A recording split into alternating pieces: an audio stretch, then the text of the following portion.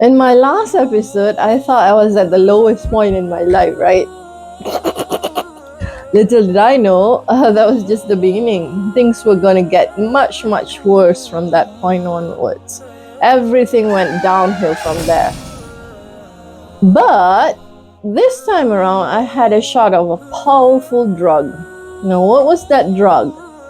And how was it gonna help me answer the question I posed to Allah in my last episode when I asked him, Allah, how long am I gonna be this angry for? Da da da da da da da da da da da da da da da da da da. Bismillahirrahmanirrahim. Rabbi shrah li sadri wa yassir li amri wahlul 'uqdatam min lisani yafqahu qawli. Assalamualaikum warahmatullahi ta'ala wabarakatuh. Good morning, good afternoon, good evening, wherever you guys may be. I am Sri. I'm a narcissistic survivor. And join me as I take you through my life journey, how I overcame narcissism, inshallah.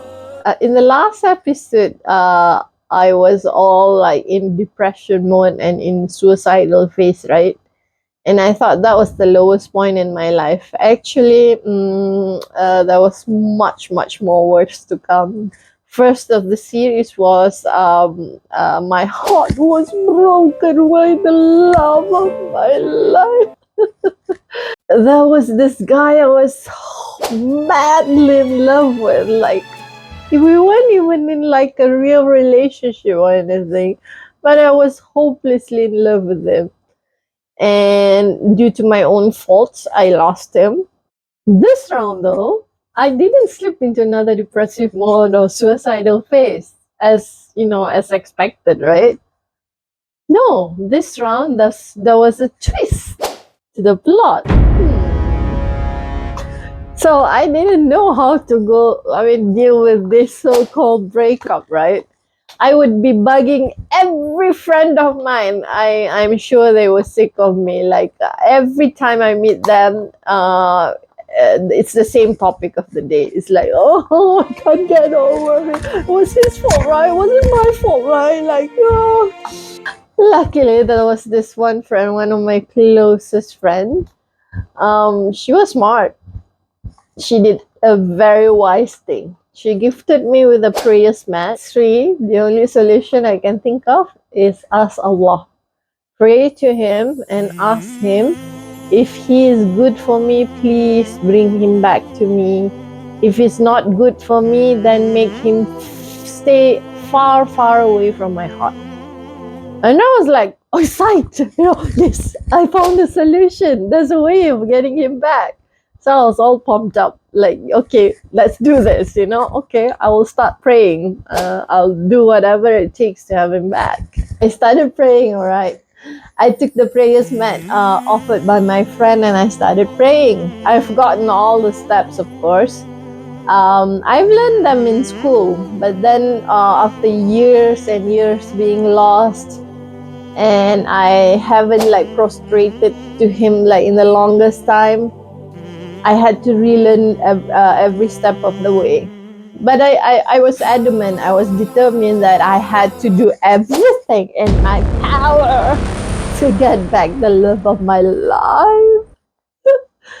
So I started praying Zohar.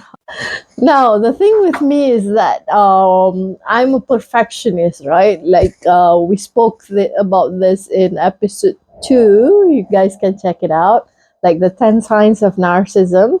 One of it is being a perfectionist. So for me, if I've already prayed one prayers a day, it wasn't enough. I had to do all 5. Then it felt like a complete day.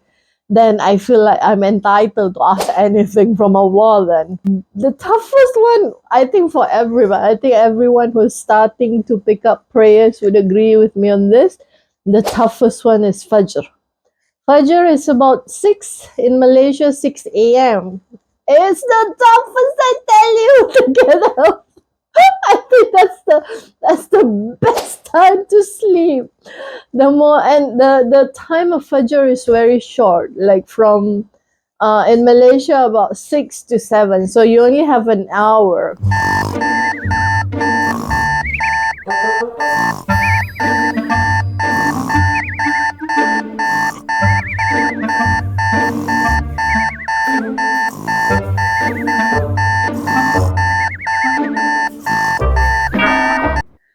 At this point, I didn't feel like Salah was an obligation towards my creator, towards Allah or my religion. Just for me, it was a means to get my selfish, my materialistic wishes to be fulfilled. And in my mind, I was like so stuck up in my mind. This is the only way, Sri. If you want him back, you gotta pray by hook or crook. You gotta pray. Like, that was the drive. That was the motivation. Praying 5 times a day, starting to become a habit. But I noticed the drive was no longer to get him back, but it was somehow something I needed. A day, sort of my daily dose of vitamin, daily dose of drug injection. I needed that injection 5 times a day. If I didn't do it, I felt that I didn't have the enough strength to get through the day. Although the intention wasn't sincere in the beginning, but the fact that I was already prostrating to Allah shows that I was already acknowledging His might and power, that I know He is the only one that could make miracles happen. And for that meant I was already embarking on this guided path, on this magical spiritual journey. Alhamdulillah. Sadly, the love of my life didn't magically come crawling back to me. It was lost forever. But he remains like, the one that got away. If you guys remember the dua that my friend advised me to seek from Allah was like, if he's good for me, bring him back to me. If he's not, make him stay far, far away from my heart. Allah granted me the later. It's like he's saying like, hang in there, kid. Like, I've got a better, bigger plan for you. This is not it.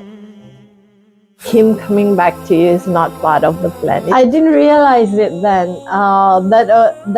That was the starting point. Allah was prepping me up for like bigger tests to come after that. And also, you guys remember when I asked Allah in the last episode, like, how long would I be this angry for? Well, this was the bigger part of His plan to get rid of my anger.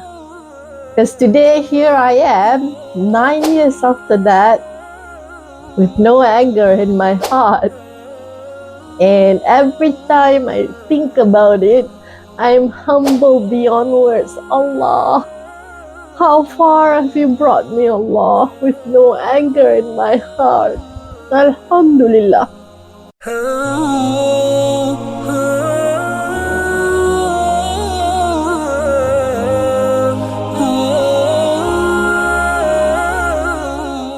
Catch me, guys, in my next episodes. I take you through an interesting phase in my life where I'm put to face test after test. Things that I never imagined in my life that I could handle. Meanwhile, do support me, guys. Subscribe to my channel and do like my video if you resonate with this. Inshallah. Till next time. Assalamualaikum warahmatullahi wabarakatuh. Peace out. Maghrib is at dusk. Dusk? Dawn? Dusk.